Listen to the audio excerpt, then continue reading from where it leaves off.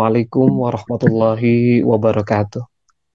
Subhanallah walhamdulillah wala ilaha illallah wallahu akbar. Masya Allah sahabat MK dimanapun Anda berada dalam program MK Pagi di kebersamaan pagi hari ini, dan tentunya ini menjadi satu momentum untuk kita berikhtiar yang terbaik mengawali aktivitas pagi hari ini dengan terus senantiasa mencari ilmu yang berdasarkan niat karena Allah Subhanahu wa taala. Dan insya Allah di kebersamaan kali ini kita akan mengambil tema tentang saudara-saudara kita yang nan jauh di sana di Turki dan juga Suriah, yang tentunya walaupun jauh tapi tetap itu adalah saudara kita, ibarat satu tubuh, satu yang sakit, semua insya Allah ikut sakit, dan kita rasakan bersama bagaimana beredarnya video di media sosial, kemudian juga beredar video di beberapa grup WhatsApp juga tentang bagaimana kondisi terkini di Turki, khususnya di Suriah, yang minim bantuan, yang tentunya ini menjadi momentum untuk kita sebagai saudara untuk terus membantu. Dan insya Allah di kebersamaan kali ini kita akan ngobrol-ngobrol juga terkait kondisi terkini di Turki dan juga Suriah. Insya Allah nanti kita akan live report dari Turki. Ada Teknisa Amalia Agusti selaku tim Global Humanity Network dan juga mitra pelaksana program bencana gempa Turki Suriah. Dan insya Allah di kebersamaan kali ini juga kita akan awali bersama dengan guru kita. Alhamdulillah ada Pak Muhammad Ihsan selaku GM Region 1 Internasional. Kita akan langsung sapa saja di kebersamaan pagi hari ini. Assalamualaikum warahmatullahi wabarakatuh, Pak Ihsan. Waalaikumsalam warahmatullahi wabarakatuh. Masya Kabar baik Allah. Pak Ihsan ya? Alhamdulillah, sehat. Alhamdulillahirrabbilalamin. Hasan. Masya Allah. Ini pagi-pagi harus sudah menyampaikan ilmu lagi nih Pak Ihsan nih. Kemarin sampai malam, sampai sore, Masya Allah. Masya Allah, ini apalagi sahabat kita yang di Turki ini dikurangi Betul. 4 jam, sekarang masih jam Dikurangi satuan 4 ini. jam. Iya betul. Masya Jadi Allah. belum masuk karena memang di sana masih jam 1 ya, jam Iya, 1 pagi. Masya Allah. Baik. Semoga jadi amal baik buat beliau. Masya Allah. Amin, amin ya Allah ya Rabbal Alamin. Pak Ihsan, Mangga sebelum kita ngobrol-ngobrol juga live report dari Turki dan juga Suriah, mungkin Pak Ihsan boleh prolog terlebih dahulu tentang kondisi dan juga bagaimana sikap dari DT Peduli ketika ada musibah terjadi di Turki dan Suriah ini. Silakan Pak Ihsan. Baik, izin sambil saya screen, Ustaz. Baik, silakan Pak Ihsan. Baik, Bismillahirrahmanirrahim. Assalamualaikum warahmatullahi wabarakatuh. Alhamdulillah rabbil alamin. Asyhadu an la ilaha illallah wa asyhadu anna Muhammadan abduhu wa rasulullah. Shalli ala Muhammad wa ala sayyidina Muhammad. La haula wa la quwwata illa billahil azim. Masyaallah, qadarullah. Sahabat-sahabat MK Pagi dimanapun berada, melalui channel apapun, melalui media sosial, melalui YouTube dan yang lainnya, kita digemparkan dengan berita yang Masya Allah mengguncangkan dunia ya. Per tanggal 6 Februari kemarin, sahabat-sahabat muslim kita di Turki dan Suriah mendapatkan cobaan, mendapatkan musibah berupa gempa bumi yang sangat dahsyat, 7,8 skala Richter, yang posisi magnitudenya itu ada di daratan ya, sehingga memberikan dampak yang sangat tinggi terhadap bangunan, sehingga banyak menelan korban-korban jiwa. Nah, sebelumnya juga di akhir tahun 2022, tepatnya di bulan November, kita juga masih terasa berkabung dengan sahabat-sahabat kita di Cianjur ya, di Indonesia, di Jawa Barat. Nah, sebelum itu belum selesai karena memang tahapan recovery untuk program kebencanaan seperti ini pastinya membutuhkan waktu yang cukup lama ya. Oleh karenanya emang DT Peduli hadir di Cianjur pun untuk bersamai sampai insya Allah selesai nanti proses recovery. Nah, ini langsung dihadirkan kembali sebuah ujian, cobaan kepada umat Islam. Nah, ini Masya Allah di Turki dan Suriah, dan tampaknya diinformasikan di beberapa media, ternyata di Turki ini gempa yang kemarin terjadi 7,8 skala Richter itu adalah gempa terdahsyat selama kurun waktu dalam 100 tahun terakhir. Nah, ini CNN Indonesia menyebutkan, menurut survei geologi Amerika Serikat USGS, gempa bermagnitudo 7,8 yang melanda Turki pada Senin bulan Februari, mohon maaf, adalah tersebar dalam 100 tahun terakhir. USGS mengatakan gempa berkuatan M7,7 juga pernah melanda Turki Timur pada tahun 1939. Gempa tersebut mengakibatkan lebih dari 30.000 tewas. Dan ini menarik, unik sekali, mirip sekali. Ini diperkirakan juga akan lebih dari 30.000 nih yang menjadi korban jiwa. Dan kita bisa mengambil ibrah, mengambil pembelajarannya salah satu dari Al-Quran, Quran Surat Al-Anbiya ayat 35, yang artinya tiap-tiap yang berjiwa akan merasakan mati. Kami akan menguji kamu dan keburukan dan kebaikan sebagai cobaan yang sebenar-benar, dan hanya kepada kamilah kamu dikembalikan. Masya Allah. Semoga apa yang terjadi di Turki dan Suriah ini bisa menjadi pembelajaran buat kita semuanya, bahwasanya kita harus betul-betul menyiapkan kematian kita yang terbaik. Semoga Allah karuniakan kepada kita husnul khotimah, ya. Dan kita juga doakan untuk sahabat-sahabat kita yang Allah cabut nyawanya dalam ujian, dalam cobaan, dalam musibah di Turki dan Suriah ini. Allah kembalikan dalam keadaan yang terbaik, dalam keadaan husnul khatimah. Dan kita yang mengambil pembelajaran betul-betul menyiapkan diri, tidak boleh sombong, harus selalu bersyukur, dan yang lainnya insya Allah kita harus bisa meningkatkan ketaatan dan kebermanfaatan. Masya Allah. Ini menarik Ustadz Hasan ya.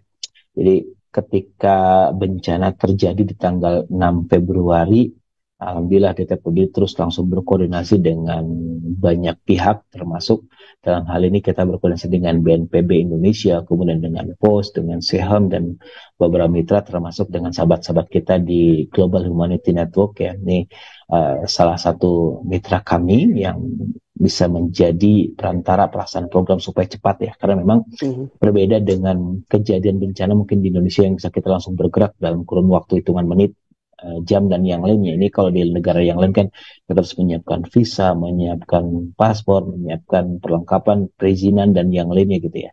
Ini makanya kita langsung bekerja sama, langsung berkoordinasi teman-teman GHN yang saat ini sudah ada di Turki, karena beberapa timnya sedang melakukan studi ya, melanjutkan pendidikan di sana, jadi langsung bisa bergerak cepat. Nah, ini darurat saudara kita di Turki membutuhkan bantuan. Ini menariknya, kejadian bencana di tanggal 6 tersebut epicentrumnya berada di 26 km barat di sekitar Gaziantep ya, dengan kedalaman hanya 10 km. Ini mirip dengan kejadian Cianjur yang 5,8, ini lebih tinggi lagi saat 7,8. Makanya kemudian kita lihat banyak di media-media, di YouTube dan di media yang lain, begitu banyak bangunan-bangunan yang rubuh, bangunan-bangunan yang langsung hancur gitu ya. Tapi alhamdulillahnya memang karena memang posisinya di daratan, tidak berpotensi tsunami. Kemudian terasa sekali getarannya itu bukan hanya di Turki, tapi juga terasa sampai ke Yordania, Arab Saudi, Palestina juga, sahabat-sahabat dari Palestina juga merasakan. Kemudian Israel, Lebanon, Syria, Iran, Irak, Mesir, dan Arabia. Dan memang titik Gaziantep ini dekat dengan Syria. Backgroundnya gimana? Ya.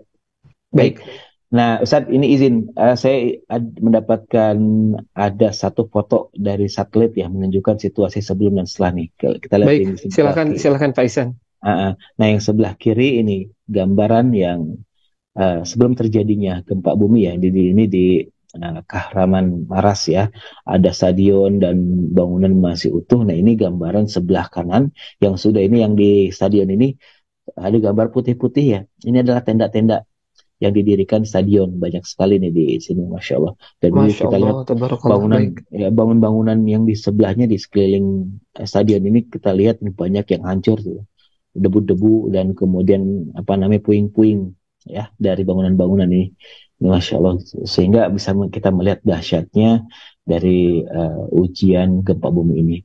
Nah ini data terakhir yang kami dapatkan dari teman-teman di lapangan per Senin kemarin, tapi insya Allah mungkin Tenisa akan menyampaikan data nanti terbaru ya, terupdate, karena terinformasikan sampai saat ini masih proses pencarian korban bencana masih terus dilakukan baik di Turki maupun di Suriah. Dan ini titik-titik lokasi yang terdampak. Ini kita lihat titik utamanya di titik yang berwarna merah nih di gambar.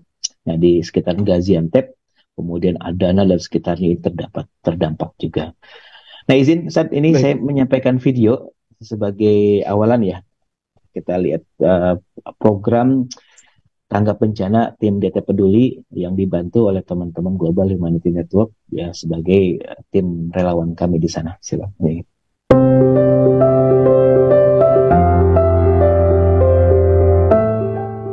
Assalamualaikum warahmatullahi wabarakatuh, saudara-saudara sekalian. Kami dari tim dari DT Peduli sekarang berada di Provinsi Rekan, yang berada di gudang logistik seperti apa yang kita lihat di situ, kan makanan, kemudian Di sini ada yang sudah dipaketkan, yang akan kita bagikan di daerah berdampak gempa, terutama di daerah Antakya yang 80% di sana adalah daerah yang ada rumah-rumah roboh, kemudian banyak yang terkena dampak dari bencana.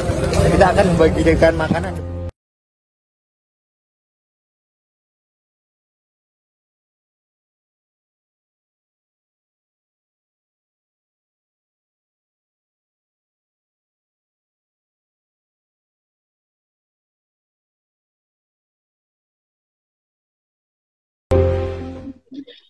Masya Allah. Itu Ustaz, Alhamdulillah tim DT Peduli langsung bergabung untuk bisa memberikan bantuan ya di awal, sehingga berharap banyak masyarakat yang terdampak di Turki maupun di Suriah bisa terbantu, dan kami terus berkoordinasi dengan pihak setempat ya. Selalu berkoordinasi dengan tim AFAD. AFAD ini BNPB-nya Turki ya di sana, sehingga efektif dalam pelaksanaan program-program di sana. Itu sebagai awalan, silakan Ustaz.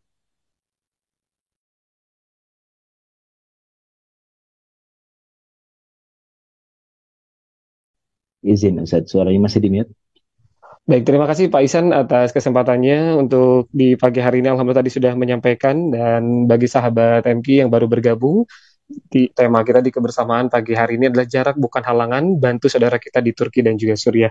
Tadi sudah disampaikan oleh Pak Isan selaku GM Region 1 Internasional, bagaimana sikap dari tim DT Peduli ketika bencana ini hadir, melanda saudara-saudara kita di sana. Alhamdulillah langsung sigap dan bekerja sama ya, dan juga bermitra bersama dengan salah satunya tim Global Humanity Network. Dan Alhamdulillah kali ini Pak Isan kita sudah tersambung bersama dengan Teknisa Amalia Agusti langsung di Turki pada saat ini. Kita langsung sapa. Assalamualaikum warahmatullahi wabarakatuh, Teh Nisa.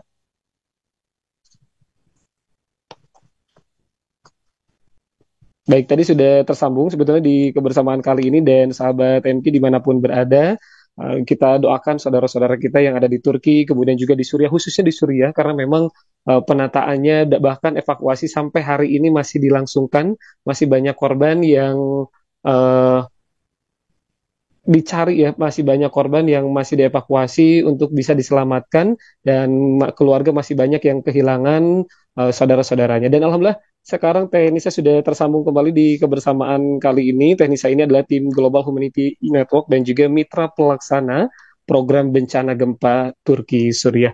Assalamualaikum warahmatullahi wabarakatuh, Teknisa. Waalaikumsalam warahmatullahi wabarakatuh. Kang Ihsan, apa kabar? Alhamdulillahirabbil alamin. Kabar baik juga Teknisa di Turki ya. Baik, alhamdulillah.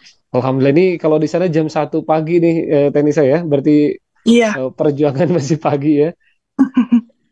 Baik, di sana juga kondisinya ini dingin ya Teh, lagi musim dingin. iya, lagi musim dingin di sini, Kang. Berapa derajat Celcius kisaran untuk Untuk saat tiap-tiap ini? daerah beda, mungkin rata-rata sekitar 4 sampai 3 derajat, minus 4 sampai 3 derajat Celcius. Minus 4 derajat Celcius nih Tenisa ya. Iya, Masya Allah, tabarakallah. Apalagi saudara-saudara kita yang saat ini sedang mengungsi di tenda-tenda. Bagaimana nih kondisinya sahabat MQ, dengan kondisi kedinginan minus berapa derajat Celcius. Bahkan di Bandung saja ketika di angka 10 derajat Celcius atau 12 derajat Celcius sudah terasa dingin sekali gitu. Apalagi di Hmm, sana udah sampai minus. Ini di Turki ya kondisinya saat ini Teh iya, Nisa ya. iya, Kang. Baik, Tenisa mungkin sambil menyapa sahabat MK di kebersamaan pagi hari ini, boleh sambil menyampaikan juga data terkini dan juga kondisi terkini di Turki dan juga Suriah. Silahkan Tenisa. Iya.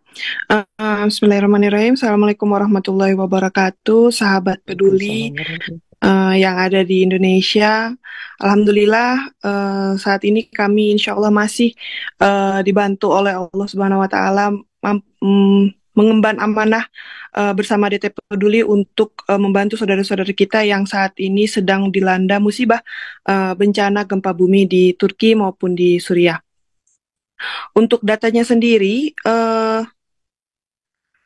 kami memiliki untuk data korban sendiri baik dari di Turki maupun di Suriah. Saat ini jumlah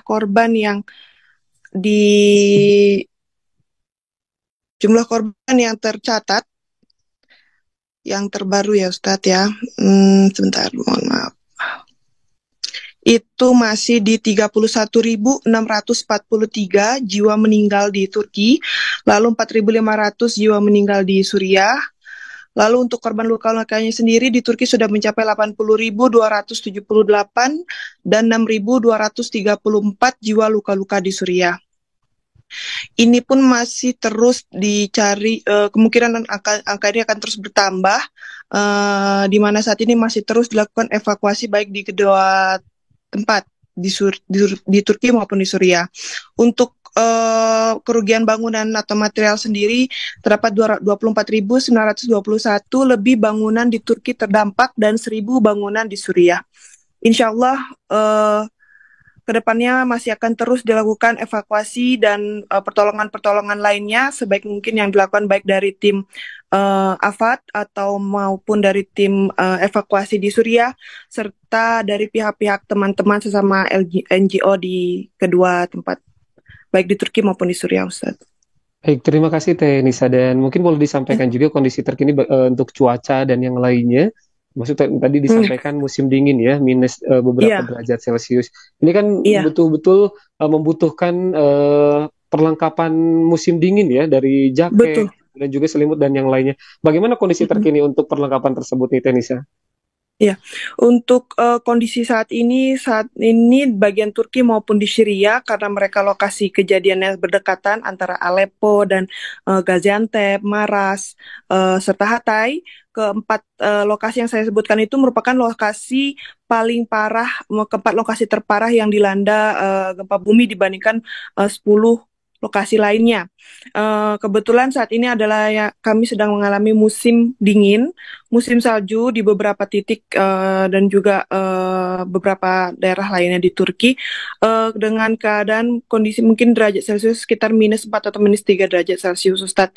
Dan pastinya bantuan yang diperlukan saat ini adalah yang mendukung atau mendukung para korban melindungi diri mereka dari rasa dingin, dari hawa dingin ya, seperti selimut, jaket, terus alat pemanas dan sejenisnya, Ustadz.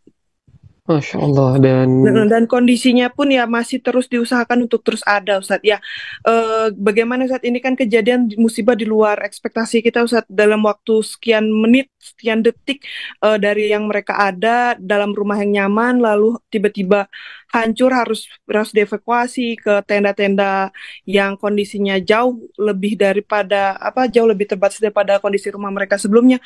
Tentunya ya insya Allah masih terus diupayakan bagi mereka untuk merasa lebih nyaman ya Ustaz, untuk khususnya dalam menghadapi kondisi musim dingin saat ini. Masya Allah, ini menjadi pelajaran, teguran, tidak ada yang kebetulan sahabat MK dimanapun berada. Kita menyaksikan, menyimak program ini dan disampaikan langsung oleh Teh Nisa kondisi saudara-saudara kita di Turki dan khususnya di Suriah. Ini kalau boleh tahu rentan usia yang menjadi korbannya di angka usia berapa tahun nih Teh Nisa?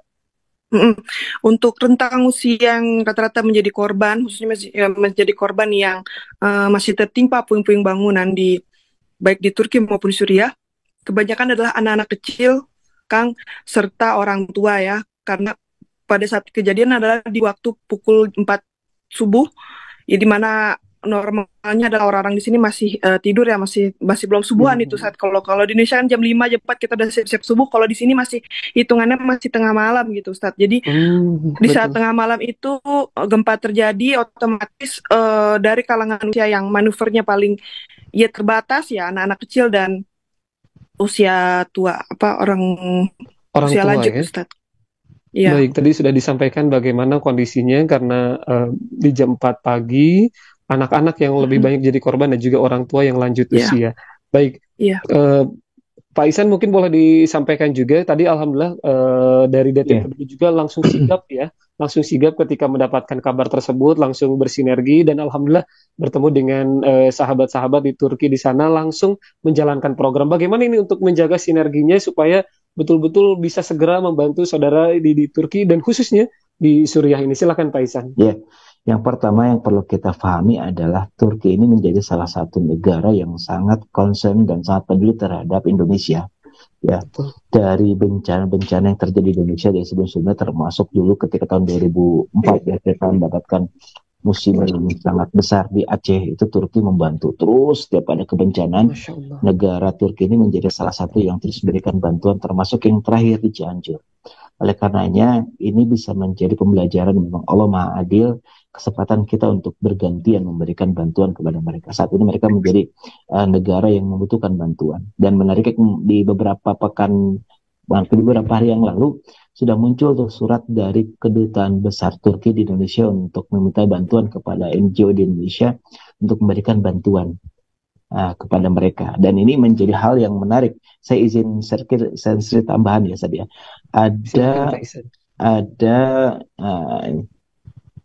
Jadi distribusi langsung ke beneficiar atau para penerima manfaat sangat terbatas karena sentralisasi yang dilakukan oleh pemerintah Turki, karena Turki menjadi salah satu negara yang secara stabilitas ekonomi, stabilitas keamanan lebih baik dibandingkan Suriah ya, sehingga pemerintah melaksanakan program sentralisasi untuk bantuan-bantuan ini, sehingga di NGO Turki sendiri tidak banyak yang mendapatkan exposure, sehingga lembaga Indonesia dan luar negeri yang bekerja sama dengan NGO Turki tidak banyak mendapatkan exposure ya. Nah, di sisi lain memang untuk tenda dan kemudian shelter insya Allah sudah disediakan juga oleh pemerintah Turki. Kemudian terjadi kebingungan. Nih, yang menarik nih, terjadi kebingungan dalam segi sosial di masyarakat Turki yang terdampak gempa, khususnya di wilayah Kahraman Maras yang mayoritas orang Turki asli. Mereka sama sekali tidak terbiasa, ini karena memang jarang ya, mereka termasuk mungkin lebih nyaman dari sisi kehidupan segala macam, tidak terbiasa untuk menjadi penerima manfaat, karena kejadian masif seperti ini terakhir itu terjadi tahun 98. Berbeda dengan masyarakat yang terdampak gempa di wilayah Gaziantep, Hatay, dan Adana yang terdiri dari jumlah warga Suriah yang melebur dan mengungsi di daerah Turki ya.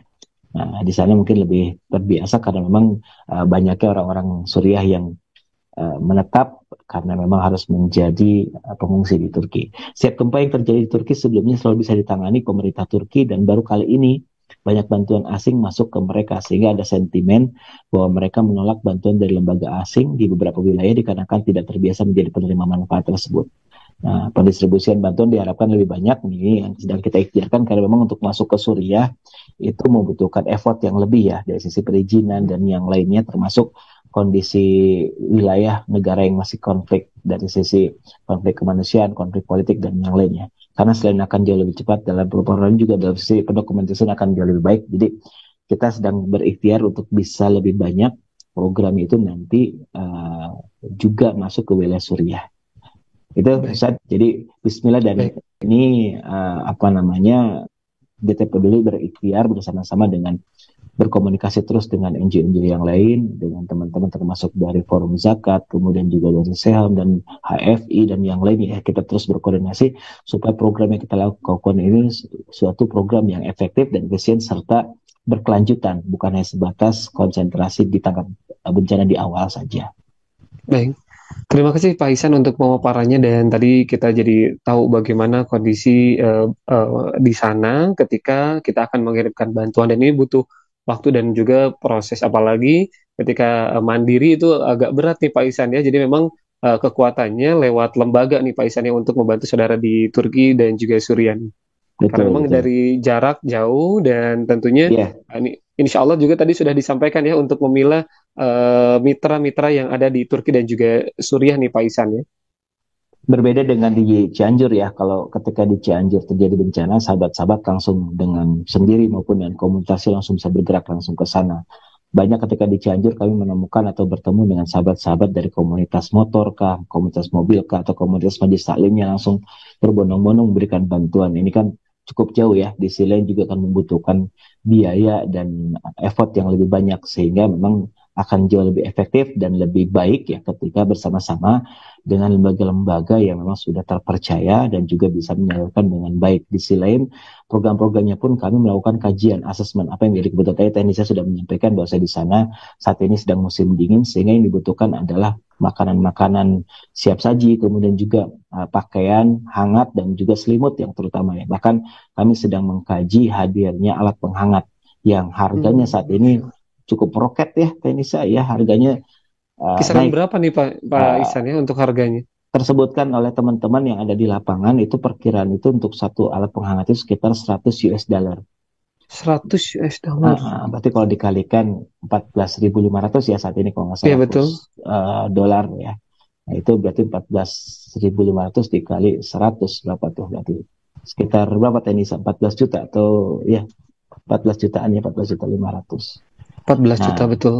betul, seperti itu. Dan kita ikhtiar sedang terus untuk mencari yang terbaik ya dan berikan karena memang posisinya kebayang ketika di Cianjur saja saya sempat beberapa kali tinggal membersamai masyarakat yang terdampak tidur langsung di tenda beralaskan langsung tanah macam itu ya dengan kontur tanah yang tidak rata bergelombang. Masya Allah tidurnya ya tidak nyaman gitu ya dengan dinginnya Cianjur yang mungkin hanya di angka sekitar ya, tadi disebutkan oleh Salasan 10 sampai 12 mungkin ya. Ini kebayang masyarakat di Turki di Suriah yang sampai -3, -4 beralaskan tanah tanpa penghangat, tanpa pakaian yang memadai gitu ya, tinggal di tenda-tenda. Masya Allah, saya tidak bisa membayangkan. Oleh karenanya ini kesempatan kita untuk bisa memberikan semangat, mendoakan sahabat-sahabat kita, sahabat-sahabat muslim di Turki dan Suriah. Nah, semoga mereka Baik. dikuatkan oleh Allah dan segera kita bisa melalui ini bersama. Amin, amin ya Allah ya Rabbal Alamin. Terima kasih Pak Ihsan dan sahabat MQ dimanapun berada. Tadi disampaikan kisaran 100 dolar ya atau 1.400.000 untuk saudara-saudara kita beberapa penghangat karena memang itu butuh banyak sekali, sangat banyak intinya di sana karena memang kondisinya minus derajat Celcius. Di Indonesia kayaknya Pak Ihsan belum sampai minus ya, di Bandung belum pernah ya. Belum. Paling di angka 11-12 di Lembang juga udah terasa dingin sekali nih Pak Ihsan ya. Apalagi di sana dan disampaikan juga mungkin Teh Nisa kondisinya apakah masih ada juga yang musim salju di Turki dan juga Suriah, Teh Nisa?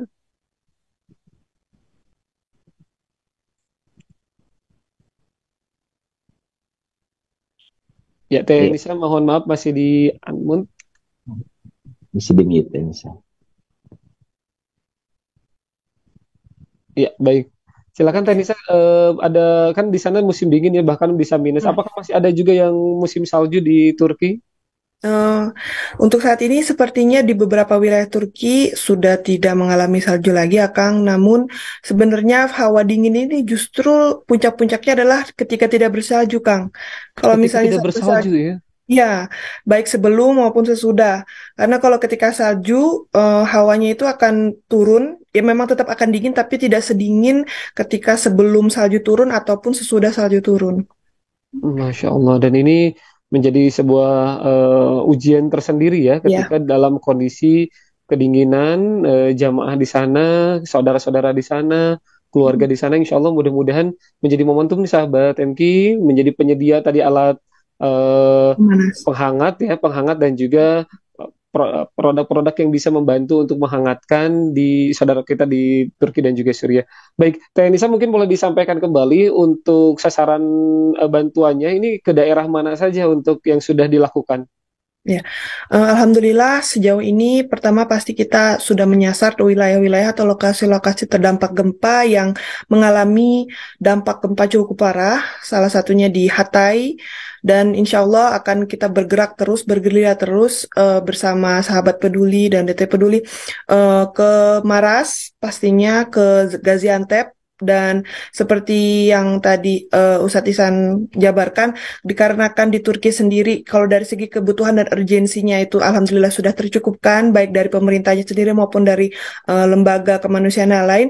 Insya Allah kedepannya kita akan bergerak ke Suriah, di mana lokasinya ya lokasi terdampak gempa bumi yang jauh lebih membutuhkan dan dilanda banyak keterbatasan, Ustaz. Baik, dan sebetulnya tadi sudah disampaikan juga ya, kalau di Turki termasuk negara maju dan bantuannya juga, Pak Ihsan ini kalau di Turki kondisinya untuk bantuan apakah memang dari pemerintahnya sudah luar biasa sehingga memang bantuan Ya, agak sulit masuk atau seperti apa sebetulnya tadi mungkin boleh dijelaskan ya. kembali. Jadi kondisinya adalah kalau di Turki kan kita masih cukup mudah ya, effortnya Baik, tidak terlalu tinggi karena memang Turki sudah membuka diri untuk mendapatkan bantuan dan akses untuk ke sana juga lebih mudah dibandingkan Suriah yang masih dalam kondisi di embargo. secara ekonomi Baik. segala macam. Jadi Karena konflik ya, negara konflik di sana. negara konflik sehingga ini menjadi effortnya ini ada sedikit saya sedikit pembandingkan antara kondisi di Turki dan Suriah yang kami dapatkan dari tim di lapangan dan beberapa literasi ya. Di wilayah Turki total puluhan ribu tim SAR. Nah ini total puluhan ribu tim SAR baik dari Turki dan juga dari berbagai negara sampai hari ini masih belum mampu mengevakuasi semua bangunan apartemen yang rata karena memang titik utama gempa itu kan di Turki ya. Proses evakuasi hampir 99% pengungsi diambil alih oleh dan disentralisasikan oleh pemerintah Turki yang didelegasikan pelaksanaan oleh AFAD. AFAD itu seperti ini ya BNPB-nya di Turki. Kemudian semua logistik di wilayah terdampak gempa sudah hampir kosong karena alokasi pemerintah support logistik semua lembaga kemanusiaan berasal dari luar wilayah terdampak gempa. Nah di sisi lain di Suriah berbeda jauh dengan kondisi di Turki. Yang terjadi di Suriah sangat memprihatinkan di mana sekelas UN atau PBB saja hanya mampu mengirimkan sekitar 14 kontainer bantuan dan 5 tim rescue atau SAR. Nah, kalau tadi di Turki sampai puluhan ribu ya tim SAR yang berangkat, ini hanya tim sedikit ya, tim kecil, 5 tim rescue saja yang berangkat ke sana dan tim medis untuk menangani korban sebanyak itu yang ada di Suriah. Sampai 4.500 tadi disebutkan oleh Tenisa. Padahal gempanya ini dahsyat ya, di terasa juga di Suriah ini sampai mungkin efeknya itu sampai 2-3 kali lipat dibandingkan yang terjadi dengan sahabat-sahabat kita di Cianjur. Lembaga manusia di Syria tidak mendapatkan support karena bantuan dominan 90% di sisi Turki.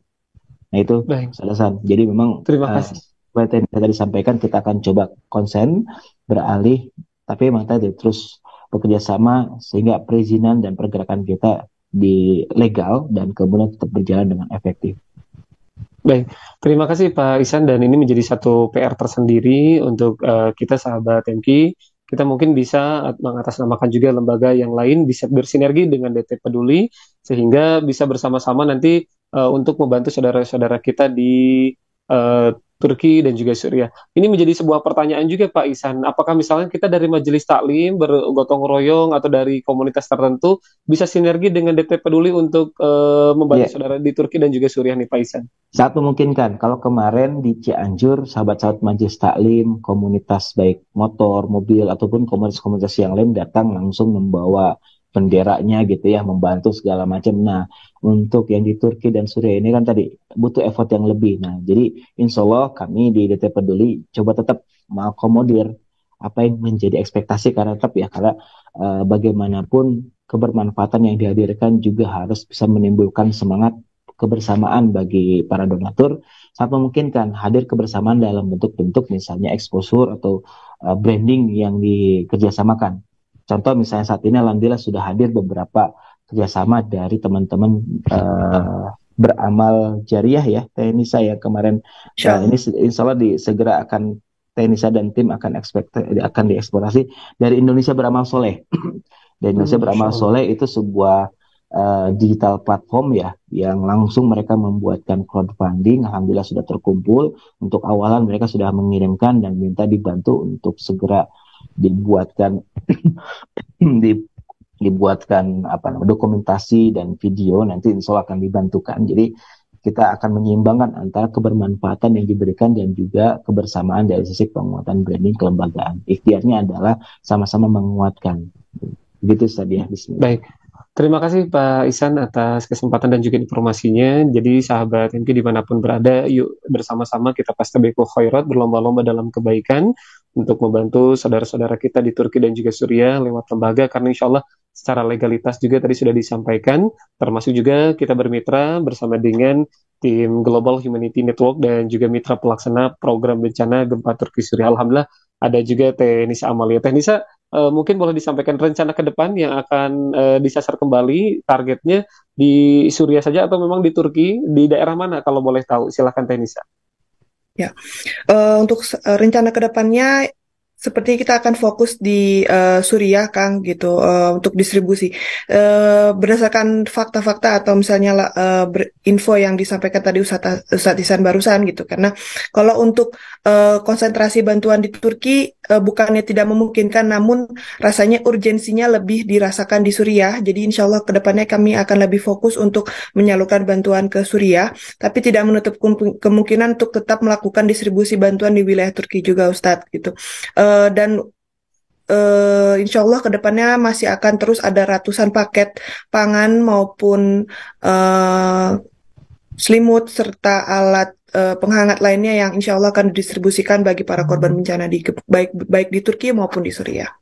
Baik, Nisa mungkin boleh disampaikan juga kondisi di sana, karena kalau di Cianjur dulu ketika barang-barang mulai sedikit peminatnya banyak, akhirnya harga-harganya naik juga untuk sembako dan yang lainnya. Bagaimana kondisi di Turki Ya, atau juga Suriah saat ini? sama Kang, sama di sini juga bahkan Turki sendiri kan sebelumnya mengalami inflasi ya, sedang Betul, mengalami inflasi sendirinya gitu. Otomatis barang-barang logistik di Turki ini sudah naik daripada normal atau beberapa tahun sebelumnya. Ditambah lagi dengan adanya musibah ini gitu kan, sehingga barang-barang logistik baik di Turki maupun Suriah habis dan terjadi kelangkaan. Itu juga yang menambah nilai atau menjadi penyebab naiknya harga-harga logistik di kedua tempat tersebut. Masya Allah, ini menjadi satu PR ya tentunya Iya, bagi kita untuk bisa terus senantiasa membantu, karena ternyata di sana juga untuk bantuan-bantuan harganya meroket ya, harganya meningkat, sehingga bisa membuat yang akan memberikan bantuan juga menjadi jumlahnya ya, secara jumlah bisa jadi lebih sedikit, tapi insya Allah kita niatkan untuk bisa membantu saudara-saudara kita di Turki dan juga Suriah. Pak Isan, ini kondisinya bagaimana ketika memang pengalaman ya dari Cianjur yang tentunya dulu juga langsung naik untuk Turki, karena memang beda jarak ya di Iya, beda negara gitu. Nah, seperti apa sikap dari iya. DT Peduli? Yang pertama kami harus memastikan dulu infonya harus benar, akurat, lengkap ya. Jadi jangan sampai kemudian kita membuat, karena memang ketika bencana Turki dan Suriah ini terjadi, itu informasi itu berseliweran banyak sekali sumbernya. Betul. Nah, kami harus bisa memilah mana yang memang bisa kita jadikan rujukan. Alhamdulillah dibantu dan teman-teman GHN yang ada di lapangan segala macam, kemudian merilis ada satu dari AFAD ya, apa lembaga iya, resmi dari pemerintah yang memang menjadikan rujukan kita berapa sih korban jiwa yang sudah meninggal yang bisa dievakuasi dan kemudian titik mana saja, sehingga ini menjadi salah satu alat ukur kita dalam penentuan kebijakan dan pelaksanaan program. Nah, terus kami koordinasi juga dengan banyak pihak termasuk forum-forum seperti forum zakat, kemudian forum kemanusiaan internasional yang kami memang terhubung di dalamnya, sehingga pergerakan-pergerakan ini terus bisa dilaksanakan secara efektif dan terus insya Allah berkesinambungan. Di sisi lain terus kita membuatkan beberapa kanal-kanal ajakan kepada para donatur untuk terlibat, baik menggunakan digital, langsung silaturahmi kepada donatur. Contoh misal kemarin ketika di hari Jumat kami melakukan ajakan kepada jamaah sholat Jumat ya, Sadasan, untuk Betul. melakukan doa bersama dan juga penggalangan dana, dan insya Allah akan diserahkan kepada penerima manfaat secara langsung di Turki itu. Jadi insya Allah kanal-kanal dari sisi penghimpunannya pun kami coba masifkan dari digital, yang offline, yang online maupun yang offline-nya. Baik, terima kasih Pak Isan, dan kembali ke Teknisa. Teknisa, untuk kondisi saudara-saudara kita di Turki dan Suriah saat ini kan tadi sudah diungsikan ya, sudah dievakuasi di tempat terbuka, termasuk juga tenda-tenda berada di lapangan. Untuk di Turki memang sudah terorganisir ya. Untuk di Suriah, kalau boleh tahu seperti apa nih Teknisa?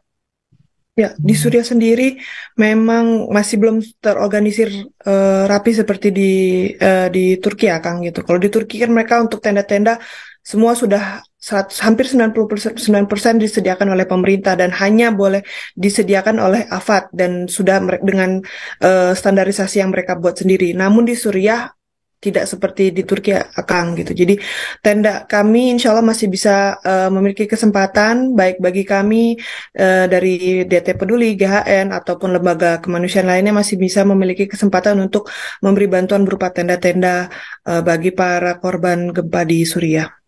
Baik, dan memang betul-betul sangat membutuhkan ya saudara-saudara kita di Ya. Suriah.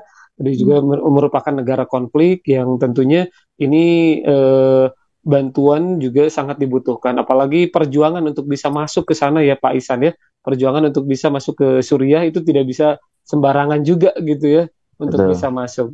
Mm.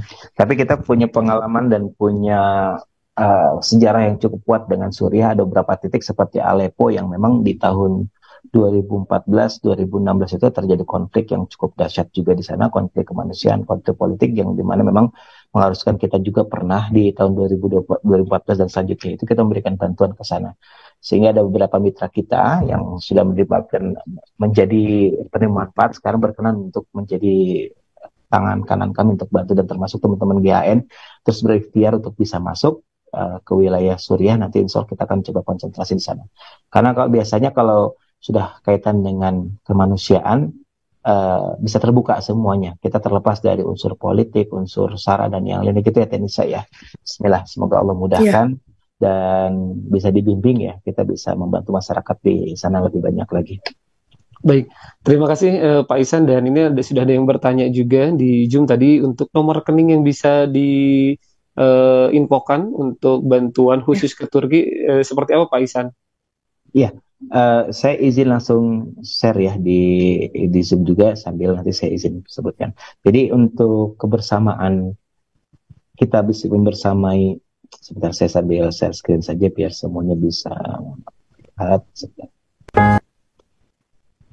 Nah ini di sini. Jadi bagi sahabat-sahabat yang pada saat pagi ini menyaksikan program ini, kita menyalurkan bantuan melalui rekening BSI di nomor rekening 7.978.234 atas nama DPO Infak Sedekah atau di BCA yang merupakan rekening transit kami di 7770333 151 atas nama DT Peduli Infak Khusus dengan konfirmasi WhatsApp. Jadi setelah sahabat semuanya mengirimkan donasinya melalui rekening bisa konfirmasi ke nomor WA 0813 1712 1712 atau selain menggunakan langsung ke rekening, saya ingin tahu lebih banyak, nanti di situ ada konfirmasinya, bisa datang silaturahmi ke website kami di dtpeduli.org/bantuan untuk Turki. Di sana nanti akan diinformasikan lebih detail lagi dan bagaimana cara membantunya.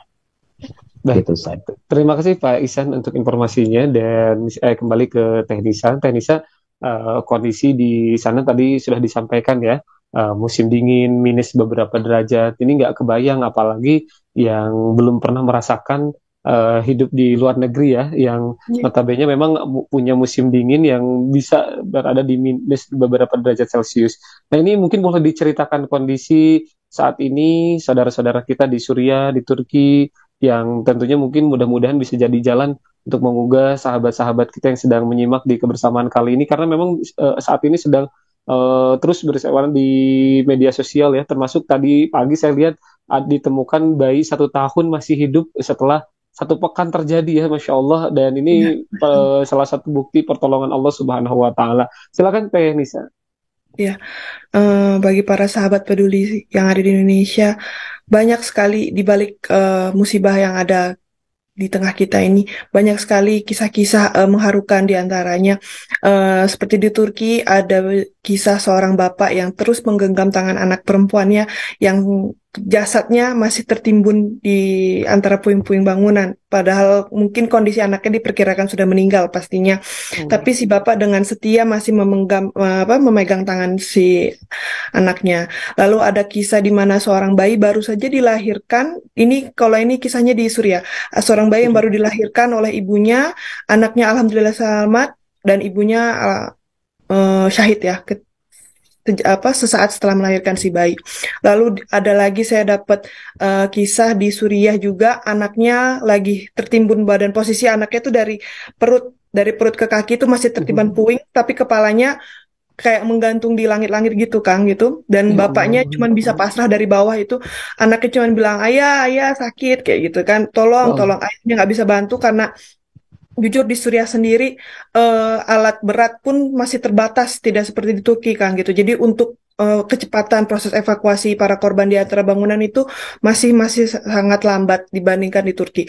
Si anaknya teriak minta tolong ayahnya, ayahnya tak berdaya untuk menolong si anak, akhirnya ayahnya cuma menyarankan gini nak gitu, dibanding daripada teriak-teriak mending bilang asyhadu alla ilaha illallah wa asyhadu anna muhammadar rasulullah.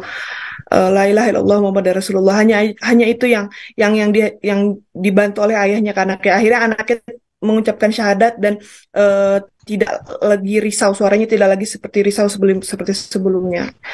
Ya, banyak kisah yang mengharukan dan pelajaran tentunya kita dapatkan dari musibah ini. Insya Allah bagi sahabat-sahabat peduli yang ada di Indonesia yang memiliki kelapangan dan keleluasan harta dan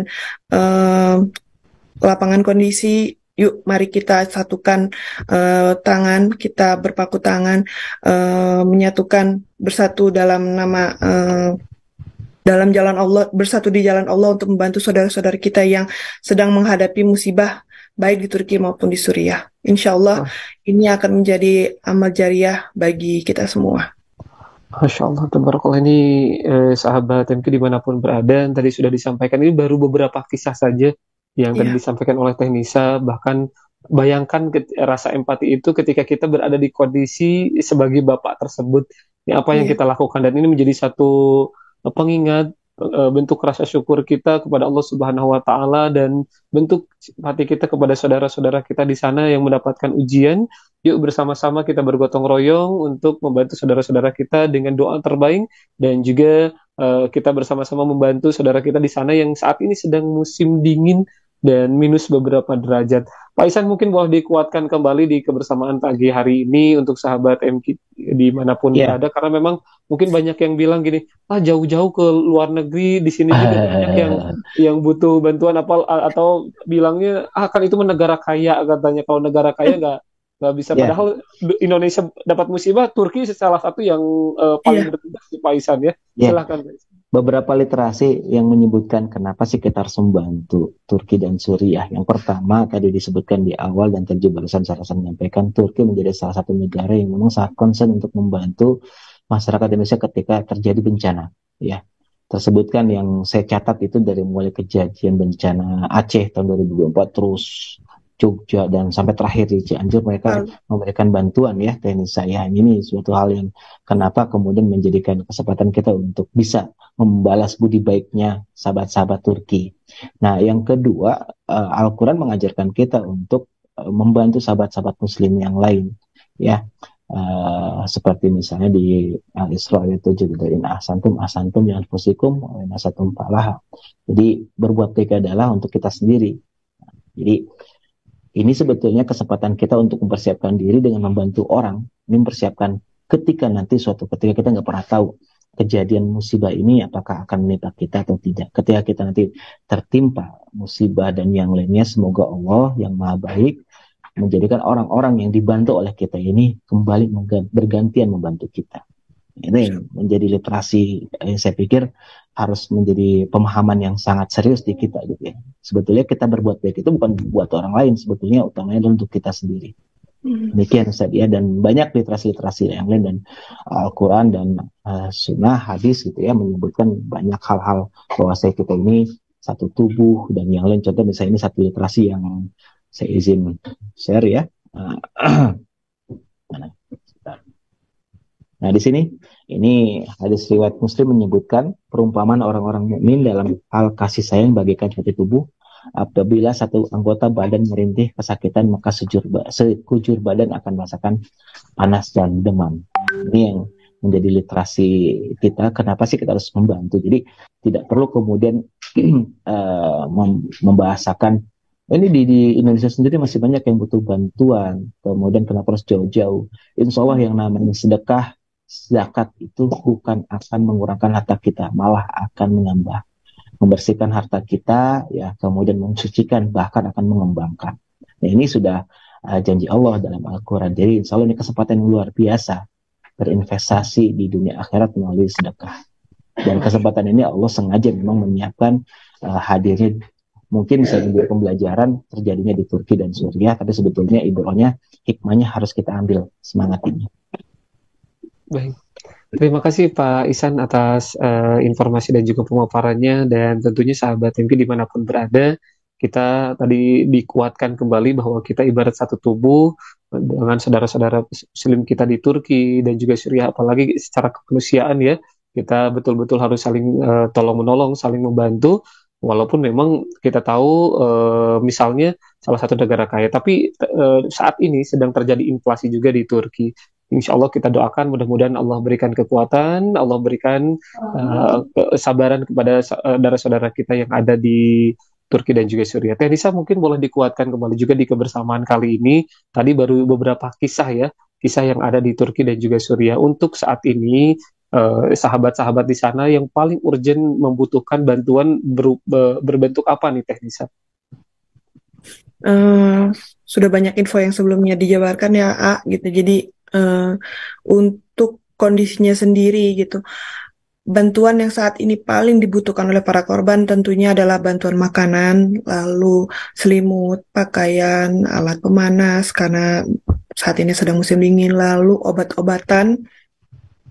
Obat-obatan ini ya berbagai macam jenis obat ya, entah obat demam, entah obat panas, antibiotik, perlengkapan bayi, alat kebersihan, alat higienik bagi para wanita dan ibu hamil. Saat ini karena dalam kondisi emergensi sepertinya hanya bersifat kebantuan yang sifatnya cepat dan emergensi ya Ustadz Kang gitu. Jadi ya saat ini adalah bantuan tersebut yang sekiranya perlu kita bantu bagi para korban.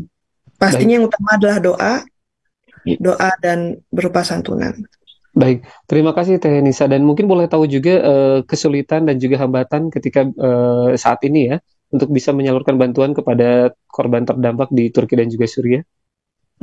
Kalau untuk kesulitannya ya seperti sebelumnya sudah dijabarkan sama Ustadz Istan. Kalau di Turki sendiri berbentrokan dengan birokrasi yang diadakan pemerintah di sini. Sebenarnya itu bukan tantangan ya Kang gitu. Mungkin tantangan dalam hal keterbatasan exposure bagi lembaga kemanusiaan di luar pemerintah Turki gitu kan. Namun tidak menurunkan semangat para sesama lembaga kemanusiaan untuk membantu menyalurkan bantuan di Turki gitu.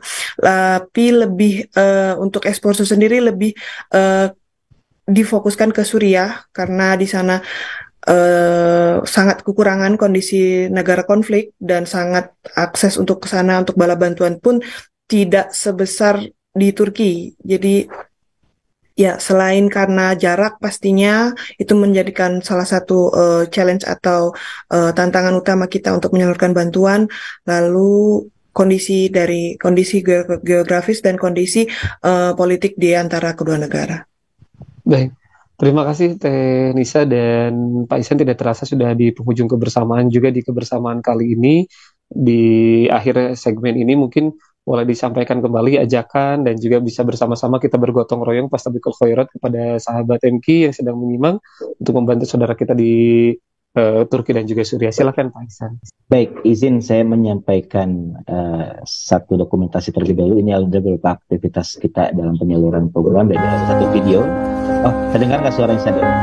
Terdengar ya. Oh, terdengar suaranya. Terdengar. Ya, siap. Oke. Siap. Saya pikir terdengar. Oke. Jadi ini kita bahas saja ya, bagaimana prosesi BT Peduli dalam menyalurkan program tangkap darurat yang tadi memberikan makanan, tempat saji dan yang lainnya. Alhamdulillah berkat bantuan para donatur ini bisa membersamai sahabat-sahabat penerima manfaat itu tidak sulit. Nah, adapun beberapa program yang saat ini tadi disebutkan yang sudah saya sebutkan, jadi kami rangkum ya. Yang pertama bantuan makanan siap saji, kemudian pakaian hangat dan selimut, karena memang di sana bahkan tadi disebutkan sampai kalau malam hari sampai -3, -4 ya, sehingga kebutuhan masyarakat terdampak akan hadirnya pakaian hangat dan selimut sangat tinggi, kemudian bantuan hygiene kit dan alat penghangat. Nah, ini kami terus berkoordinasi untuk persiapannya, belinya dari mana, karena memang selain harganya tinggi juga untuk vendor pengadaannya terbatas ya teknis saya di sana. Ya. Dan bantuan shelter kit dan bantuan obat-obatan.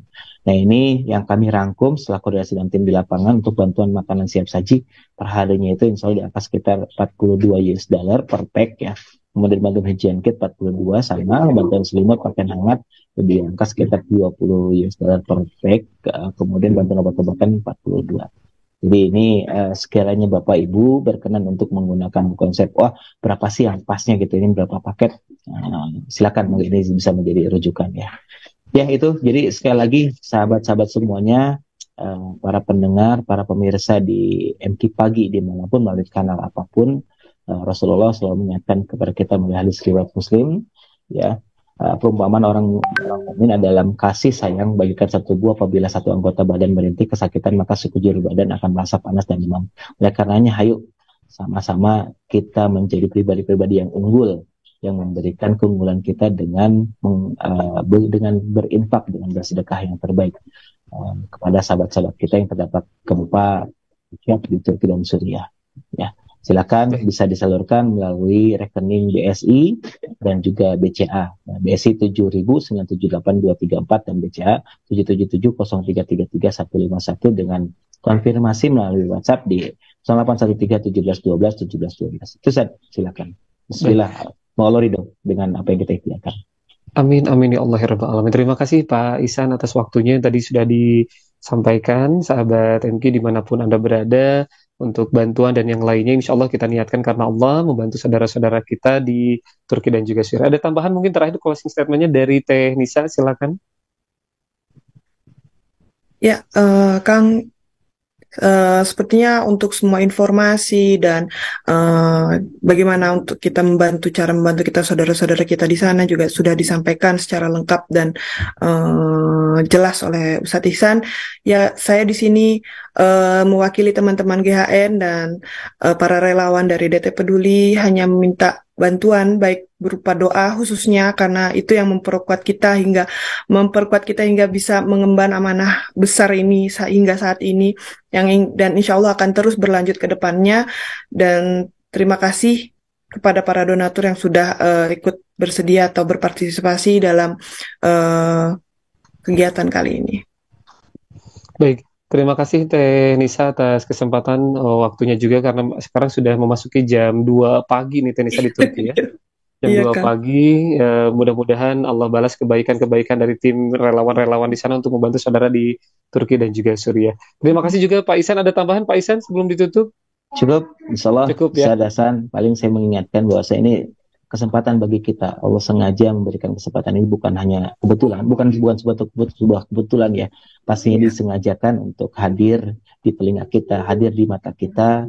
Nah, kesempatan untuk bisa sama-sama memberikan bantuan juga menjadi perlibatan kita dikuatkan ya. Bismillah, semoga ridho, dan suatu ketika nanti kita membutuhkan bantuan, insya Allah melalui tangan-tangannya, melalui orang-orang baik yang lain akan membantu kita. Masya Allah. Masya Allah, tabarakallah. Terima kasih Pak Ihsan dan juga Teh Nisa atas waktunya di kebersamaan kali ini. Dan sahabat MQ dimanapun berada, jarak bukan halangan bantu saudara kita di Turki dan juga Suriah dengan niat karena Allah Subhanahu wa Ta'ala, karena saling tolong menolong ya, berlomba-lomba dalam kebaikan, ibarat satu tubuh. Tadi sudah disampaikan oleh Pak Ihsan tentang bagaimana ketika kaki ada yang sakit atau apapun ada yang sakit, maka seluruh tubuh akan terasa sakit. Mari bersama-sama kita mengobati sakit saudara-saudara kita di Suriah dan Turki dengan memberikan doa terbaik, doa kepada saudara-saudara kita, dan juga berupa finansial lewat DT Peduli, karena memang tadi birokrasinya butuh tantangan ya. Birokrasinya insya Allah secara prosedur DT Peduli sudah mengetahui dan juga secara legalitas sudah kuat insya Allah. Jadi silakan sahabat MQ, majelis taklim, kemudian juga komunitas-komunitas yang akan bersinergi dengan DT Peduli membantu saudara di Turki, silakan bisa langsung menghubungi call center DT Peduli atau juga mengunjungi website di www.dtpeduli.org, atau bisa langsung bersilaturahim ke kantor-kantor cabang DT Peduli dimanapun, termasuk juga yang pusatnya di samping kanan dari Masjid Darut Tauhid Bandung. Terima kasih atas segala perhatiannya dan mohon maaf atas segala kehilapan. Terima kasih Pak Ihsan atas waktunya, kemudian juga Teh Nisa atas waktunya. Mudah-mudahan berkah dan sehat selalu. Dan tentunya sahabat MQ dimanapun berada, selamat beraktivitas kembali. Dan mudah-mudahan mengawali aktivitas ini kita niatkan karena Allah. Allah berikan kekuatan untuk kita bisa membantu saudara-saudara kita dimanapun berada, terkhususnya juga di Turki dan juga Suriah. Saya Hasan Albana pamit undur diri. Kita akhiri dengan mengucapkan hamdalah bersama-sama. Alhamdulillah. Kifaratul majlis. Subhanakallahumma wa bihamdika. Asyhadu an la ilaha illa anta. Astaghfiruka wa atubu ilaik. Terima kasih atas kesempatannya. Wabillahi taufiq wal hidayah. Wassalamualaikum warahmatullahi wabarakatuh.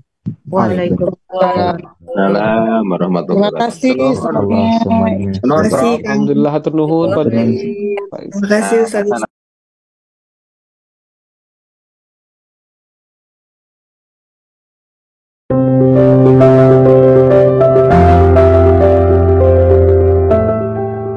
Assalamualaikum warahmatullahi wabarakatuh. Saudara-saudara sekalian, kami dari DT Peduli sekarang berada di provinsi Berkana yang berada di gudang logistik seperti apa yang kita lihat di situ.